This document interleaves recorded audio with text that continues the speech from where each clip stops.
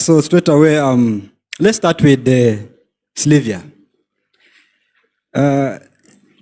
What really has been your experience with the PRISMs, this device application protecting infants remotely by SMS? So briefly tell us your experience with PRISMs. Thank you so much. I'm Kat Chavez Livia, and I'm a mother plus a midwife. You know those things, they go together. PRISM, may call it like evaluator. Actually, it is evaluating our work. It has eased our work as midwives from Rural Health Center for, anyway, some things are unbelievable, but they were there. Now, if I've delivered a baby and I'm scoring it, we know how to examine the baby, you know the normal findings, the abnormal ones also you know. But when you use that PRISM, it will direct you. You will never meander with what to do. Like you have put there, it will alert you. You have to remove the wet clothes. And tomorrow you have done it again. It is telling you remove the what? The wet clothes. So on the next baby, the first thing you will do, you will have to make sure that you have dried the baby thoroughly in order not to get to face another problem. So it has helped us.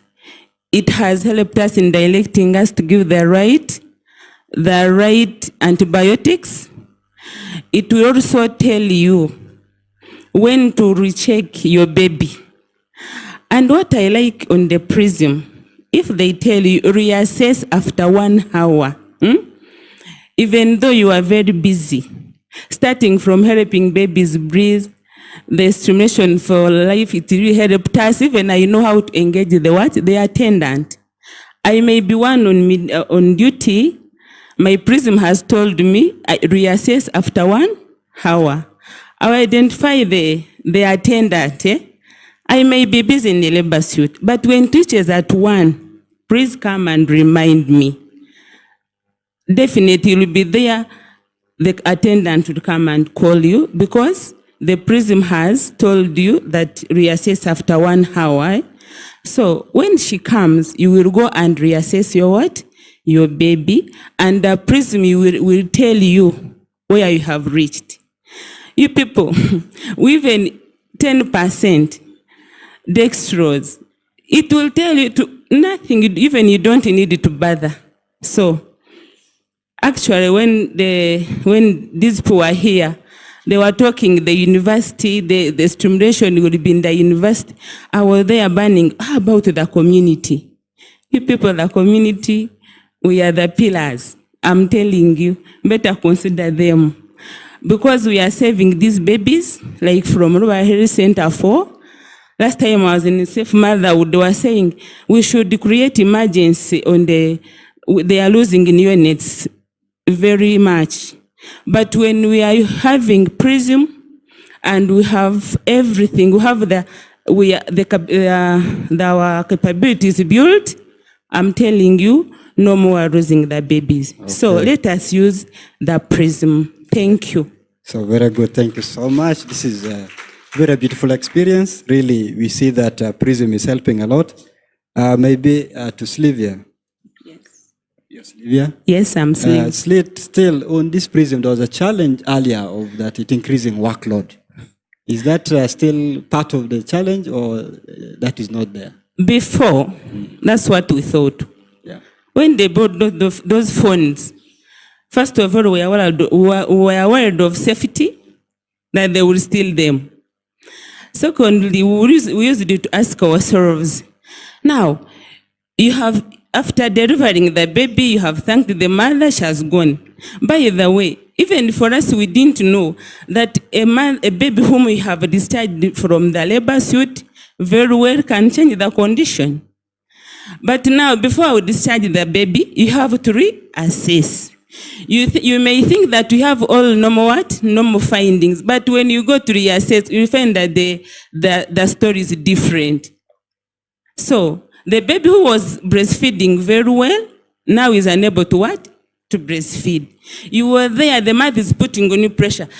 Nurse, may you discharge me? I want to go home. To go and to reassess the baby. The baby is unable to do what? To breastfeed. And you will know through the what? The prism. Because it will tell you, have you discharged the baby in good condition? Has it died? In which condition have you discharged the mother? Okay, good. Thank you so much, Livia. Obviously, we see a lot of benefits from using prisms. But to Agatha, from the quality improvement perspective, in relation to the quality of care that the mothers, that you provide to these mothers and the children, the neonates, for example, do you think PRISM has been of any benefit in that way? Thank you so much. I think, actually, you've asked, do I think? I know it has done great. Like earlier I said, PRISM goes with quality improvement. And these people do mentorship. They have to come on site. I had already narrated how we didn't know that our maternity ward is located in a place where there is always coldness. But through these QI reports, we realized that babies were suffering from hypothermia and we were losing babies. So through the reports, recommendations were done and we bought room warmers. Currently, I want to tell you, we no longer lose babies because of hypothermia. A round of applause for that. So, then I wanted to add on something. You've not asked me. Here we are talking about universities. We are the people in labor suit, nurses and midwives. And believe me or not, nurses and midwives train. The big numbers are in the nursing schools. So I'm kindly recommending that we also go down from universities to the nursing schools so that we can get it all. Thank you. I think this is taken. Thank you. So thank you so much, Slivia and Agatha, for really, deepening this experience on PRISM. Let us move to the other aspect of this skills retention, and that is peer-to-peer learning. And this goes to Rosemary. What has been your experience really with the peer-to-peer learning at the health facility? Okay, thank you so much. With peer-to-peer learning, it has helped us in our facility to improve in managing the obstetric emergencies. Like before the training with peer-to-peer, some midwives had knowledge gap in managing obstetric emergencies. For example, the preeclampsia and eclampsia, especially in giving the magnesium sulfate. But with peer-to-peer learning, it helped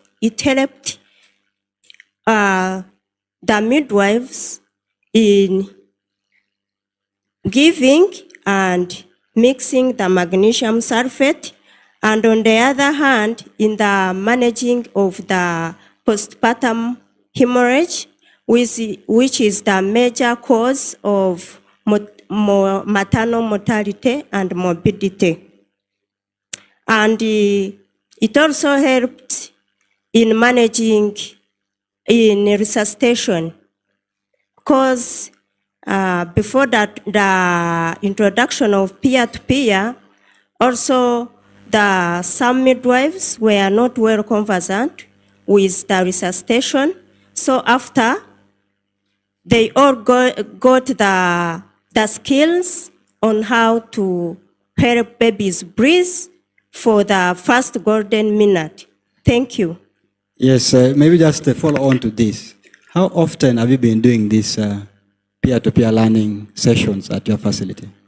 At least 2 times in a month. Okay, very good. And then you vary the skill set that is taught across. So Yes. thank you very much for that. And then still back to Agatha. On this peer-to-peer for your facility, has it caused any change that maybe you can be proud of? Thank you so much once again. Peer-to-peer has caused a great change in our hospital. I said, I will repeat my words in the morning. I said, when people finished this training of HBB, they were singing, and these other midwives who had not gone for the training, they got interested. They gave us a CME. After some time, we came for a training on peer-to-peer. And we have the guidelines. Everyone now can teach others, even those ones who do not attend the training. And we keep reminding each other. Do you remember what they told us when we were doing peer-to-peer? You do peer-to-peer when others are there seeing. So it has really created a very good impact.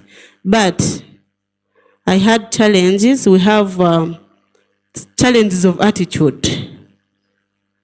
The attitude is a challenge, but we can keep addressing it at different levels. What is the challenge, the attitude?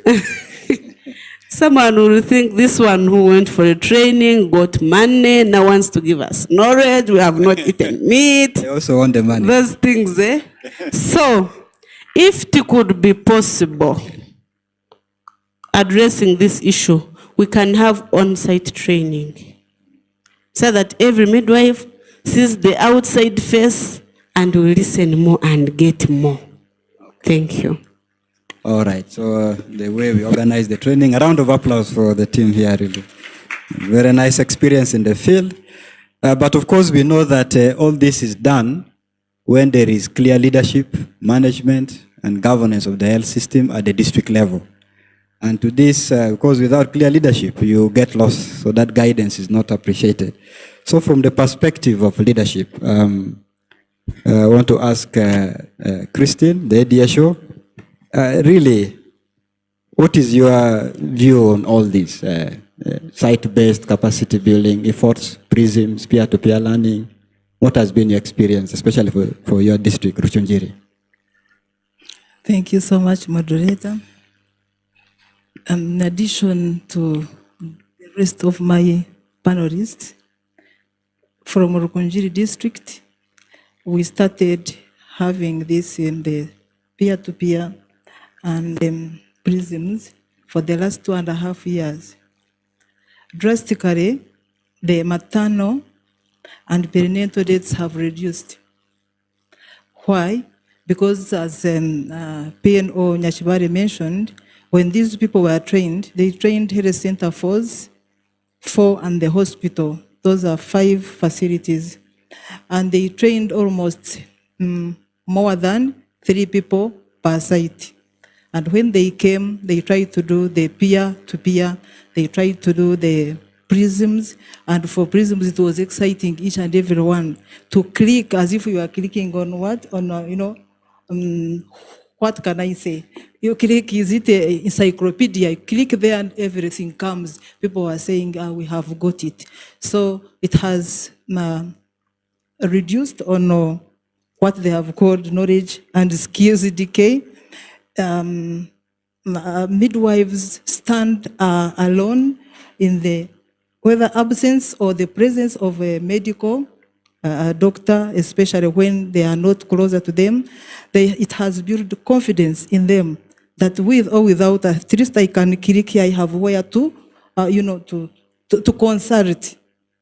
So it has really helped us, and we have seen the health center force and hospitals implementing reduced maternal and perinatal deaths. And we have got, even if it is time for referral, smart referrals. You first try your luck, try your best, give the right treatment, the right dose, and where you feel, then you refer smartly and timely when at least you have done something. Unlike before, you could just, fidget, give what you think. In terms of kilogram per body weight, you find you have given what is not right. But with prisms, you can't go wrong.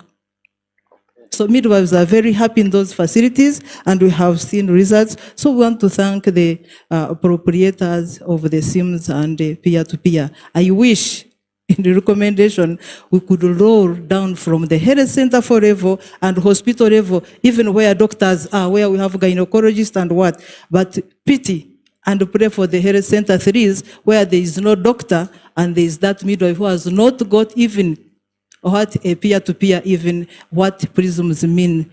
On the other hand, I wish if we could have support these people from health center 4s and the hospital, support them lower down to the health center 3s, who could reduce drastically the maternal and perinatal deaths.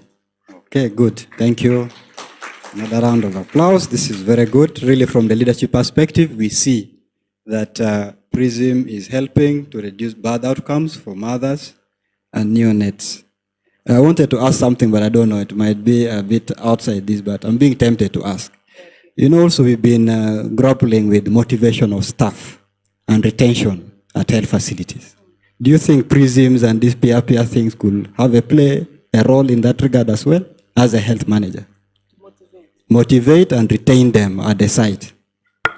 On the other hand, you know, when you have on the maybe knowledge, capacity building with the skills, it motivates someone to feel self-sustained. You feel you are confident to do something, and it motivates on the other hand. When you remain at the health facility, you feel you are stranded, you are not supported, you have that so-called knowledge and skills decayed in you, you feel demotivated. I wish if the Mbarara University, if you can, support us more with more regular mentorship, and then you support these mentors already to continue and mentor the lower facilities, it can motivate us in our profession and we feel proud. And when you are proud of your profession, you get self-motivation and self-satisfaction in your job, hence client satisfaction and quality improvement in service delivery. Okay, good. Thank you so much. I think, Dr. Data, this is another point maybe to explore going forward to get evidence. There could be that angle of the benefit of PRISMs and the peer-to-peer learning that maybe need to explore as well about retention of staff and ensuring that people attend duty very well. So let's open it up a bit to the audience if there are some burning remarks or questions. You could take one or two.